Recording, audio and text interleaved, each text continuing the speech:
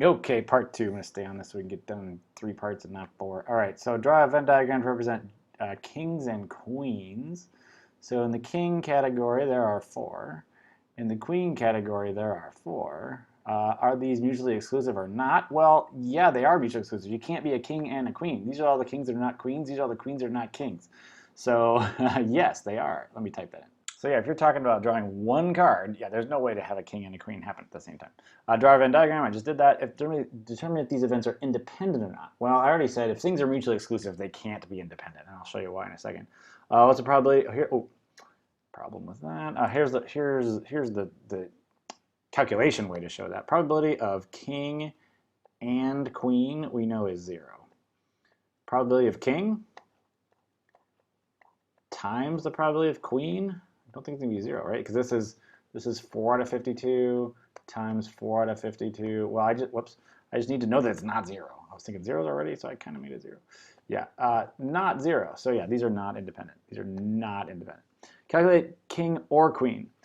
King or queen, I can add straight across this snowman, right? And or you think about this, we talked about this a second ago. If events are mutually exclusive, you can simply add them. There's no overlap to worry about, so add up the kings, add up the queens, and you're done.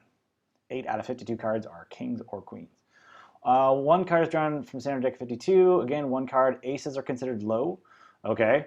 Some games aces are considered high, but it's considered a 1 here.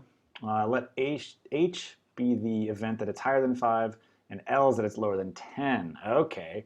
Are these mutually exclusive or not? Could you ever have a card that meets both of those requirements at the same time? And I think you know the answer. Yeah, it's totally possible to be both those things at the same time. Well, gosh, keep doing that. Just like the pen tool. All right, so draw a Venn diagram. So H is all the cards that are higher than 5, so that must not include 5. And L is all the cards that are lower than 10. So higher than 5 would be 6, 7, 8, 9, 10. We're probably thinking Jack, Queen, King, and Ace is low. So that's 8 out of each suit, so I believe that's 32 total. And low would be anything lower than 10, which is Ace through 9, so that's 9 in each suit. Ooh, and that's going to be a total of 36. How many are both higher than 5 and lower than 10? Well, it would be 6, 7, 8, 9. So that's 4 from each suit, so that's 12. I think I'm doing this right. I got 20 here, and I got, what, 18 left here. Okay.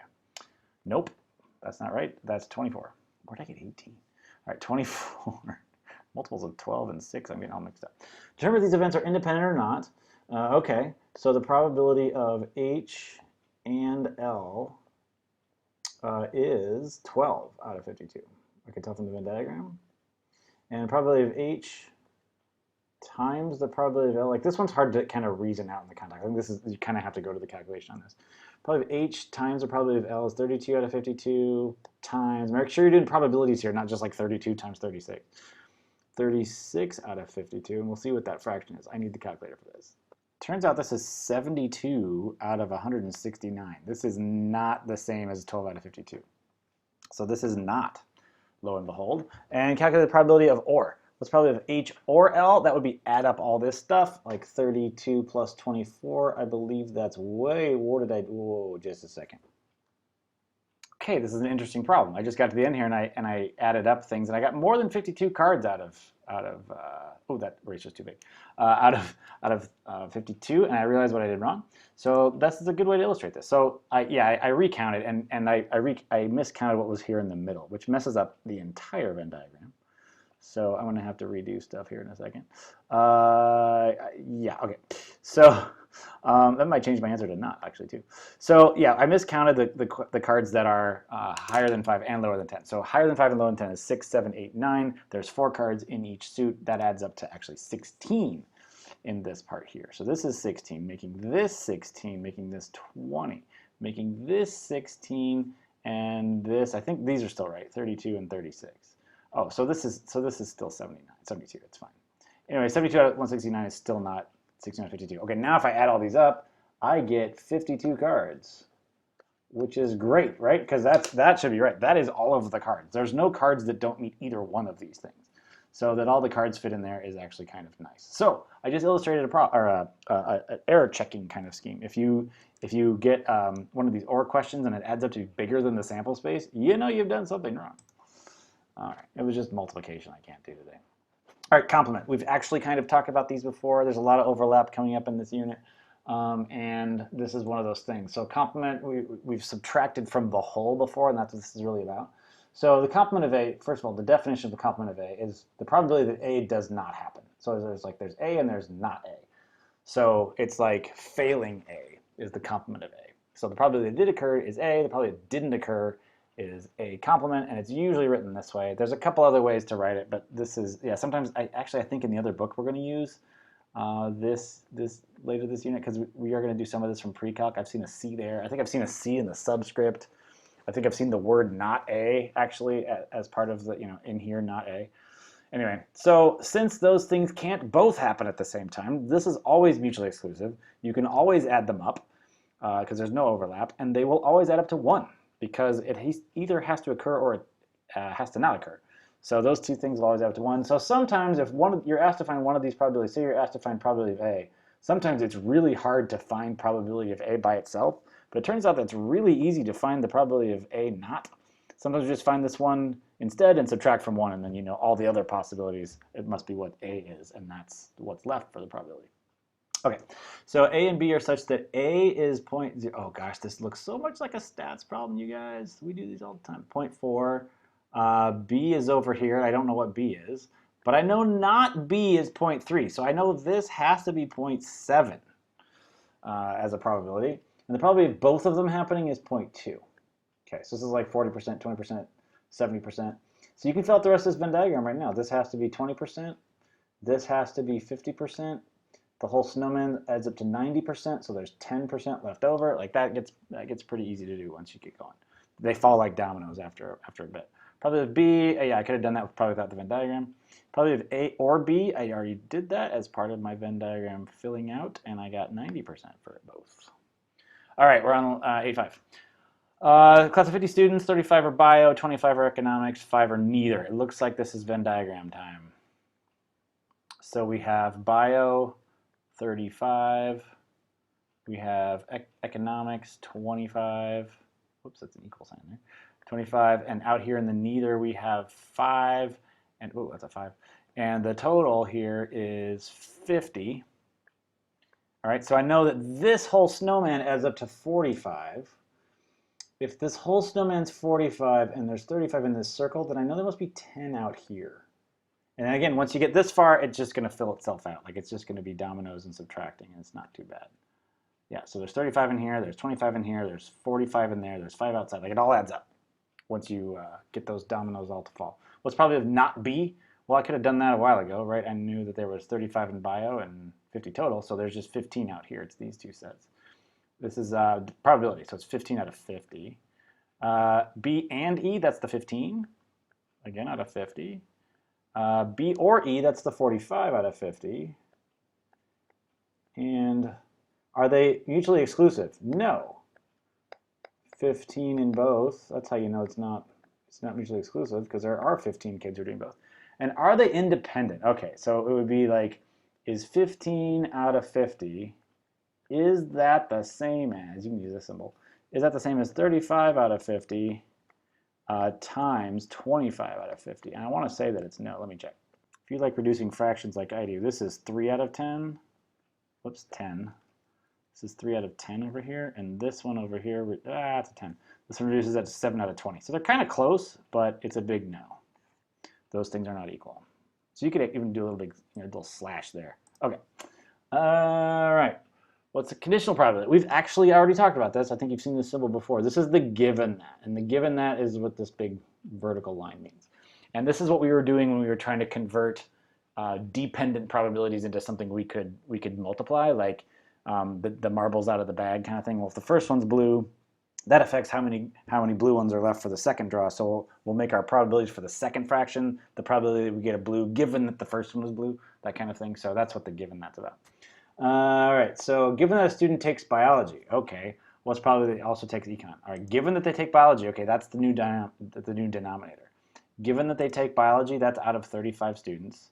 What's the probability that they also, so of those 35, that's my new universe, how many of those are in econ? 15. Okay, so this is 15 out of 35. Right, we can reduce that. Calculate the probability of B given E. I kind of want that Venn diagram over here. Given E, so out of 25, how many of these 25 are also B? 15. Okay. This is 15 out of 25 now, because there's only 25 in econ. You might want to rebind that to see that again. I'm getting dizzy. Okay, 50 students went on thrill seekers holiday. 40 students, I'm sure as there, went whitewater rafting, 21 paragliding, and each student did at least one of the activities. Okay, so I mean, this should tell you this is Venn diagram time. I have R, and that's 40, intersected with P, which is 21. I know this is 21. And I know this is 50, and I know this is 0. That's kind of helpful. So I know these three little zones in here have to add up to 50. Well, this is 40. This part's outside of the 40, has to add up to 50. So that part has to be 10. This has to be 11 to make 21, and this has to be 29 to make 40. What's the problem? And then again, now we're ready, just like all these other problems that, from yesterday or last class. R and P, so it's out of 50. R and P is 11. R not, those are the 10 who did not go here. That's the 10. P given R. Okay, so now this slash kind of helps remind you that this is the part that goes under the denominator here, or in the denominator. R is now the denominator. So given that, we're talking about the whitewater rafting. So in that now kind of defined focus sample space, how many of those 40 are also P? 11. It's not 21, it's only 11. Because remember, it's paragliding, given that they were already whitewater rafting. So we're only looking at the whitewater rafting people saying, okay, how many were also paragliding? So there's always the intersection here on top. That 11 is going to be the same as this. It's the same 11 as the and. Probability of P is 21. I guess by this part in the problem you might be confused by that. What's R given P not? Oh, that's a little harder. P not is anyone who's outside the 21, which is the 29. How many of those are R? I believe all of them are, because remember there was no one who didn't do any of these things. So if you're in P not, you have to be in R. So that's why it's 1. All right, another contingency table. Oh, and it's got the totals. That's really helpful. Great. So I can't think about these total lines being in here. Use a frequency table to calculate the following probability. Okay, so it must be, if it's just a regular old and, it's out of the 120. Gosh, sorry. Out of the 120, how many are in this and? Of less than 6 hours sleep, which is this group, and past would be 12. That's a bad number. You're thinking about the context. Or, okay, so no given that, so we're still at a 120, randomly selected student. Less than 6 hours of sleep, or failed the exam. So it's all of these people and all of these people. So it's these 18 with these 22, but be careful, don't count these 10 twice. So it's just really the 12 and the 10 and the 8. So that is 30. Here we go, given that. All right, now it's getting interesting. Given that, less than 6 hours of sleep. So we're only looking at the top row. Only these people who got less than 6 hours of sleep. How many of them passed? 12. Given that passed, so given that 102, given that you're in the 102, how many of those got more? 90. That's a bad 9, sorry. Are passing the exam and getting more than 6 hours of sleep independent? All right, so we could do that this way. I'm going to run out of room down here, but I'll do this here in the calculation over there. Passing and, sorry, yeah, I should do the and actually. And I'll say more. Is that the same as, that's not sorry, this thing is not really tracking my handwriting very well today. And is that the same as the pass, if I write fast right now, that sounds better, times the probability of more. All right, and I'll do the calculation up there, and I'll type it, so you won't have to watch this horrendousness. Turns out the answer is no. Those are not independent because we're not finding the same fraction everywhere. So yeah, one way to look at that, and one of these is really nice, like the 90 and the 120, that's exactly 3/4 for the and more, and it just doesn't turn out to be that nice the other way. Okay, I gotta stop this part. Part 3, we should probably finish it in 3.